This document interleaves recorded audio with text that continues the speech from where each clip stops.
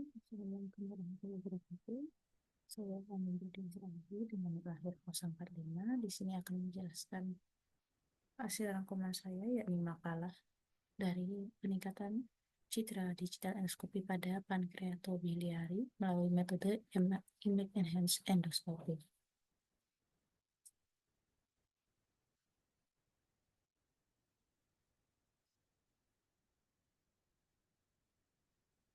Itu adalah bagian pendahuluan dari ini. Jadi, teknologi pencitraan ini telah membawa perubahan yang besar dalam medis, di mana sangat menguntungkan salah satunya di endoskopi pankreatobiliari. Prosedur pencitraan dan diagnosis pada organ seperti pankreas, empedu, dan saluran pencernaan atas. Dalam beberapa tahun terakhir, teknologi IEE atau Image Enhanced Endoscopy diperkenalkan untuk meningkatkan akurasi diagnostik dengan menggunakan citra yang lebih jelas dan rinci. Paper yang dibahas dalam makalah ini mengulas berbagai metode untuk IEE, termasuk chromoendoscopy, narrowband imaging, radichromatic imaging, dan texture and color enhanced imaging. Teknologi ini memberikan peningkatan visual terhadap struktur halus dan pola vaskularnya, kemudian memungkinkan dokter untuk melihat secara lebih akurat dan menangani penyakit dengan lebih efektif. Makalah ini akan membahas lebih lanjut mengenai pengertian dari citra digital, manfaatnya dalam bidang medis, aplikasinya, penerapannya dalam endoskopi, khususnya pada pencitraan pankreatobiliari. Berikutnya ada pembahasan dari topik tersebut. Yang pertama ada pengertian dari citra digital. Jadi citra digital merupakan representasi gambar dalam bentuk data numerik tersusun atas piksel-piksel. Setiap piksel memiliki nilai tertentu yang mewakili tingkat kecerahan atau intensitas warna. Citra ini diperoleh melalui pemindaian objek fisik atau perekaman langsung menggunakan sensor kamera digital, menghasilkan data biner yang dapat diproses lebih lanjut. Dalam dunia medis ini, citra digital memungkinkan pengolahan gambar untuk meningkatkan kontrasnya, menonjolkan detail-detail tertentu, serta membuat perubahan lain yang nantinya membantu analisa visual. Contohnya adalah CT scan, MRI, dan endoskopi. Manfaat dari citra digital sendiri, yang pertama ada presisi diagnostik. Jadi citra yang memiliki resolusi tinggi bisa memperlihatkan detail anatomi yang halus seperti pola pembuluh darah, bahkan hingga ke tekstur jaringan, yang mana nantinya dapat membantu dokter untuk mengidentifikasi kelainan atau penyakit dengan lebih akurat. Yang kedua adalah efisiensi pengolahan dan pengarsipan. Jadi dengan adanya citra digital ini dapat dengan cepat diolah untuk analisa, diproses menggunakan perangkat khusus, disimpan, dan dikirim antar perangkat, sehingga mempermudah akses dan penyimpanan data pasien. Yang ketiga adalah kemudahan manipulasi gambar. Dengan adanya teknologi citra digital ini, dokter dapat memperbesar, meningkatkan kontras, atau mengubah warna pada gambar untuk membantu interpretasi dan diagnosis. Berikutnya ada pemantauan jangka panjang. Jadi karena citra digital ini disimpan di medical record, mungkin kan penyimpanan riwayat medis ini bisa disimpan untuk jangka waktu yang lama untuk pemantauan perkembangan tumor misalnya atau perkembangan jaringan lain. Berikutnya adalah penerapan dari citra digital ini. Jadi ada berbagai teknik untuk citra digital yang diterapkan dalam dunia medis. Beberapa di antaranya adalah radiologi yang pertama, yang merupakan cabang ilmu medis menggunakan teknologi pencitraan untuk diagnosa dan dalam beberapa kasus menangani. Adanya citra ini bisa membantu untuk mendeteksi kelainan struktural seperti patah tulang, atau mungkin kan ada tumor atau kelainan jaringan lainnya. Jadi di radiologi ini ada 3, ada X-ray, CT scan, serta MRI. Jadi yang pertama di X-ray ini merupakan citraan paling umum digunakan menggunakan elektromagnetik untuk melihat struktur internal tubuh. Jadi sinar X ini nanti akan menembus jaringan lunak, tetapi terhalang oleh jaringan yang lebih padat seperti tulang misalnya. Yang mana nantinya menghasilkan gambar menunjukkan, oh ini ada patah tulang, ataukah ada infeksi atau tumor. Kelebihannya yakni cepat dan relatif murah. Sedangkan kekurangannya ada paparan radiasi dari sinar X ini yang dapat meningkatkan risiko kanker jika terpapar terlalu sering. Serta kurang cocok untuk jaringan lunak seperti otak atau otot kan kurang lebih detailnya ini karena dia lebih ke mendeteksi jaringan yang lebih padat. Yang kedua ada CT scan atau computed tomography yang merupakan pemindaian tomografi terkomputasi. Jadi dia mengkombinasikan sinar X dan komputer untuk menghasilkan gambar potongan melintang dari tubuh. Jadi si desain ini hasilnya lebih rinci daripada sinar X yang standar karena bisa menunjukkan struktur jaringan lunak, organ, dan sebagai contohnya untuk deteksi tumor otak biasanya menggunakan MRI, menggunakan CT scan. Kelebihannya sangat baik untuk melihat organ-organ tubuh dalam, pembuluh, jaringan lunak dengan detail tinggi. Kekurangannya adalah melibatkan dosis radiasi yang lebih tinggi daripada sinar X dan membutuhkan waktu yang lebih lama. Berikutnya ada MRI atau Magnetic Resonance Imaging. Ini adalah metode pencitraan yang menggunakan medan magnet kuat dan gelombang radio untuk menghasilkan gambar detail organ dan jaringan tubuh tanpa radiasi. Ini efektif untuk melihat jaringan-jaringan lunak seperti otak, otot, serta ligamen dan organ-organ seperti hati dan ginjal. Kelebihannya dia tidak menggunakan radiasi, sehingga aman untuk pemeriksaan berulang, dan juga sangat baik untuk pencitraan jaringan lunak yang halus. Kekurangannya adalah prosesnya yang lebih lama dan bisa menyebabkan ketidaknyamanan, utamanya yang memiliki klaustrofobia, karena dia semacam bed yang kemudian dimasukkan ke dalam tabung gitu, untuk proses pemeriksaannya.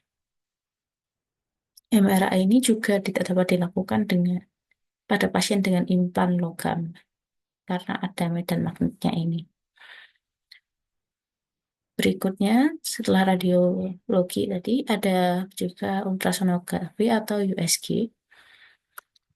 USG ini sendiri merupakan teknik pencitraan metris yang menggunakan gelombang suara frekuensi tinggi untuk menghasilkan gambar struktur tubuh. Gelombang ini nantinya akan dipantulkan kembali oleh jaringan tubuh dan ditangkap oleh transdusernya, yang kemudian mengubah patulan itu menjadi gambar visual. USG ini yang paling digunakan karena tergolong aman dan tidak menggunakan radiasi. Ini biasanya digunakan untuk memeriksa jaringan lunak seperti organ dalam, hati, ginjal, pankreas, dan untuk di bidang kebidanan, ini digunakan untuk memantau perkembangan janin. USG Doppler digunakan untuk mengukur aliran darah dan mendeteksi apabila ada penyumbatan atau masalah pada pembuluh darah. Kelebihan dari USG sendiri, dia tidak menggunakan radiasi sehingga aman untuk ibu hamil dan anak-anak dan memberikan hasil real time sehingga dokter dapat mendiagnosis langsung. Kekurangannya adalah USG ini kurang efektif untuk melihat jaringan yang berada di belakang tulang atau yang memiliki kandungan gas, seperti misalnya usus. Dia kurang detail dibandingkan dengan CT scan atau MRI pada beberapa kasus. Berikutnya ada patologi digital atau bisa berupa gambar mikroskopik ya, kita lebih tahunya. Berupa jaringan, sampel jaringan atau sel yang dilihat melalui mikroskop untuk analisis diagnostiknya. Jadi sel konvensional ini mengandung sampel jaringan diubah menjadi gambar digital resolusi tinggi menggunakan pemindai digital sehingga dapat diperbesar dan dianalisis di komputer. Ini patologi digital ini biasanya banyak digunakan untuk diagnosis kanker, infeksi, dan kondisi inflamasi. Sekarang juga sudah banyak perangkat lunak berbasis AI untuk menganalisa dan mendeteksi sel-sel abnormal dengan cepat dan akurat. Kelebihan dari patologi digital ini, yang pertama memungkinkan analisis lebih cepat dan akurat, serta penyimpanan sampel dan pengarsipannya yang mudah. Karena berupa slide itu disimpan berupa fotonya. Gambar digital juga dapat dengan mudah dibagikan untuk konsultasi jarak jauh atau penelitian. Kekurangannya yakni peringkat pemindainya umumnya biayanya tinggi karena memerlukan resolusi yang sangat tinggi ya untuk mengamati desain detail dari jaringan ini. Dan teknologi ini membutuhkan kapasitas penyimpanan data yang besar. Jadi karena resolusi dari gambarnya tadi tinggi, umumnya kapasitas penyimpanannya itu besar. Misalkan gambar whole slide image dari potongan kanker payudara sendiri itu bisa mencapai 20 giga per gambarnya. Sehingga satu data set full yang mungkin hanya sekitar 50 record itu bisa mencapai 2 terabyte untuk penyimpanannya. Selain, selain itu, interpretasi ini juga membutuhkan keahlian khusus bagi ahli patologi. Yang berikutnya adalah endoskopi yang akan dibahas pada paper yang akan saya jelaskan. Endoskopi ini merupakan prosedur medis yang memungkinkan pengamatan visual secara langsung pada organ tubuh. Seringkali digunakan dalam diagnosis saluran pencernaan atau pernafasan. Ini bersifat invasif tapi minimum, sehingga mengurangi kebutuhan operasi terbuka dan mempercepat penyembuhan. Gambar yang diberikan juga real time sehingga tindakan dapat segera dilakukan seperti biopsi atau pengangkatan polip jika ada. Dan kekurangannya adalah risiko kecil infeksi, perdarahan atau cedera pada organ yang diperiksa. Dan juga ini merupakan prosedur yang kurang nyaman bagi pasien dan perlu anestesi ringan untuk mengurangi ketidaknyamanan.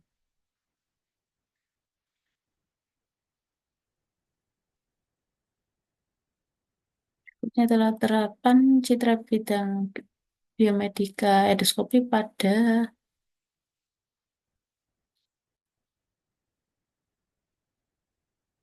kolonoskopi. Ini salah satu contohnya. Endoskopi ini merupakan prosedur medis memungkinkan dokter untuk melihat bagian dalam tubuh. Jadi endoskop itu merupakan tabung fleksibel panjang. Ada dilengkapi dengan kamera kecil itu dan cahaya dimasukkan ke tubuh melalui lubang alami seperti mulut, hidung, anus, atau sayatan kecil. Biasanya digunakan untuk mengamati saluran pencernaan, pernafasan, atau sistem pankreatobiliary yang akan saya bahas pada berikutnya. Ini biasa digunakan untuk mendiagnosis berbagai kondisi, misalnya ulkus, polip, tumor, infeksi, dan radang. Juga dapat dilakukan untuk melakukan biopsi atau ambil sampel jaringan, menghilangkan polip, atau menghentikan pendarahan internal tanpa perlu dibedah besar. Berikutnya adalah cara kerjanya dan kelebihan kekurangan dari endoskopi. Endoskopi ini bekerja dengan cara memasukkan endoskop ke dalam tubuh untuk memvisualisasikan organ secara real time. Jadi si pasien nantinya di anestesi terlebih dahulu, kemudian selang endoskopi ini, tabung endoskopi ini dimasukkan ke dalam tubuh melalui lubang tadi sesuai yang saya jelaskan sebelumnya. Jadi nantinya kamera ini akan menangkap gambar. Jadi di tabung itu ada kamera dan cahaya akan menangkap gambar dikirim ke monitor sehingga dokter ini bisa lihat secara real time-nya. Beberapa juga dilengkapi alat tambahan untuk ambil sampel atau intervensi, misalkan di sistem untuk batu ginjal. Dia menggunakan in- semacam instrumen laser di endoskopnya. Nah, seperti yang telah dijelaskan sebelumnya, ada kelebihan dan kekurangan pada metode endoskopi ini. Biasanya memang lebih aman dan resiko lebih rendah jika dibandingkan dengan operasi terbuka. Karena sayatannya tidak besar, cukup sayatan kecil sehingga instrumen ini bisa masuk. Jadi pasien ini bisa pulih lebih cepat. Selain itu, dokter ini juga bisa melihat langsung kondisi organnya ini bagaimana sehingga bisa didiagnosa secara cepat dan real time. Akan tetapi, meskipun ini tergolong yang mini invasi, masih ada resiko pendarahan dan infeksi luka sayat. Dan beberapa kasus lain ada bagian tertentu dari organ ini yang sulit dijangkau. Jadi tabungnya endoskopi ini nggak bisa masuk ke dalam atau juga tidak dapat visualisasikan dengan pencahayaan biasa yang umum digunakan yaitu white light imaging atau pencahayaan dengan cahaya putih biasa. Kemudian berikutnya adalah definisi dari pankreatobiliari yang tadi saya jelaskan. Jadi pankreatobiliari ini merupakan jaringan-jaringan yang mengelompok jadi sistem, itu mencakup pankreas, saluran empedu, kantung empedu. Jadi mereka berperan dalam pencernaan dan pengaturan gula darah.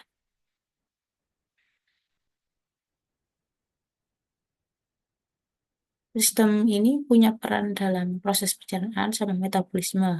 Tapi karena rumit, sistem ini sering rentan sama penyakit yang serius yang dapat mempengaruhi fungsi pencernaan dan kesehatan tubuh secara keseluruhan. Jadi dengan adanya endoskopi yang semakin maju ini, kemampuan diagnosa dan penanganan penyakit pankreatobiliar ini sudah meningkat lebih baik dan memberikan peluang pengobatan yang lebih efektif serta prognosis yang lebih baik bagi pasien. Jadi prosedur yang dilakukan untuk pankreatobiliar ini adalah ERCP atau endoscopic retrograde cholangiopankreatografi, yaitu penggabungan antara endoskopi dan sinar X untuk diagnosa dan mengobati kondisi pada saluran empedu dan pankreas. Jadi memungkinkan dokter untuk langsung melihat ke saluran empedu dan pankreas, kemudian menghilangkan patu empedu atau memasang stent untuk mengatasi sumbatan. Berikutnya adalah metode Image Enhanced Endoscopy atau IEE dalam pankreatobiliari. Jadi paper yang saya analisis ini oleh Toyonaga et al. Tahun 2020, dia membahas tentang beberapa metode IEE dalam upaya meningkatkan kemampuan visualisasinya dalam endoskopi pankreatobiliari. Yang mengikuti ada beberapa teknik baru yaitu chromoendoskopi, optical imaging, dan red chromatic imaging, serta texture color enhancement imaging. Jadi yang pertama ada chromoendoskopi. Ini menggunakan teknik pewarnaan indigo karmin untuk menyoroti batas-batas jaringan. Ini membantu dalam identifikasi tumor ampula dan struktur anastomosis pankreatik atau cholangiojejunum. Pewarna indigo ini tadi memberikan kontras tambahan, memungkinkan dokter untuk melihat perbedaan antara jaringan normal dengan jaringan patologis dengan lebih jelas. Ini contoh dari injeksi pada indigo karmin yang melalui lambung masuk. Di sini ada contohnya, limbnya masuk, tujuannya masuk ke jari, jalan ke. Kemudian ada NPI tadi, narrowband imaging. Dia menggunakan cahaya dengan panjang gelombang tertentu untuk menonjolkan pola vaskular dan detail dari mukosanya. Ini untuk identifikasi tumor ampulari dan pola vaskular yang abnormal. Jadi NPI ini membuat pembuluh darah kecil itu jadi terlihat, seringkali membantu deteksi kanker tahap awal. Misalnya dalam gambar ini yang atas adalah gambar dari white light imaging and WLI, yang bawah adalah hasil dari NPI. Jadi ada kelihatan di sini ada mukosanya, ada kapiler-kapilernya, pembuluhnya. Berikutnya ada retichromatic imaging atau RTI. Jadi di sini dia menggunakan kombinasi warna untuk memperjelas pembuluh darah dan melihat titik-titik pendarahan di mana saja. Ini menggunakan panjang gelombang tertentu diserap oleh hemoglobin darah, memudahkan identifikasi pada kalau ada pendarahan internal. Metode ini bermanfaat utamanya untuk melihat titik perdarahan yang tersembunyi dan mengurangi risiko kesalahan selama prosedur. Mekanismenya dapat dilihat di gambar berikut. Jadi di sini ada uh, wavelength dari itu tadi, gelombang tadi, sinar tadi. Ini konsentrasi darah yang tinggi, ini konsentrasi rendah, dia ada wavelength-nya beda-beda. Ada 3 sinar itu, kombinasi dari merah, oranye, dan hijau. Jadi dia dipantulkan begini. Nanti kan jika ada beating point akan terlihat. Contohnya pada gambar ini, di bagian kiri ini ada WLI atau white light biasa, white light imaging. Bagian tiga buah yang di sebelah kanan ini ada RTI mode 1, 2, dan 3. Dimana sini bisa kita lihat ada bleeding point-nya di mode 3. Ini terlihat kapiler-kapilernya ya. Dan di sini ada yang ada pendarahan nih. Berikutnya ada Texture and Color Enhancement Imaging atau TXI, merupakan metode pencitraan digital yang baru untuk meningkatkan tekstur, kecerahan, dan warna jaringan, memberikan visualisasi lebih jelas. Jadi TXI ini memudahkan identifikasi struktur pankreatobiliar yang kompleks, misalkan tumor ampulari tadi, karena dapat menunjukkan perbedaan yang halus antara area yang abnormal dan normal tanpa perlu pewarna tambahan. Mekanismenya bisa dilihat di gambar berikut. Jadi ini ada gambar original dari white light imaging tadi, cahaya putih. Dia dibagi jadi layer base sama detail. Layer detail ini diadakan dia enhancement di tekstur. Kemudian di base ini diadakan pengaturan untuk kecerahan sama tone-nya, mapping tone-nya. Nah, dari base layer yang udah diproses tadi dan detail yang sudah diproses, di stacking jadi satu gambar lagi. Ada menjadi TXI mode 2, kemudian di enhancement kembali menjadi TXI mode 1.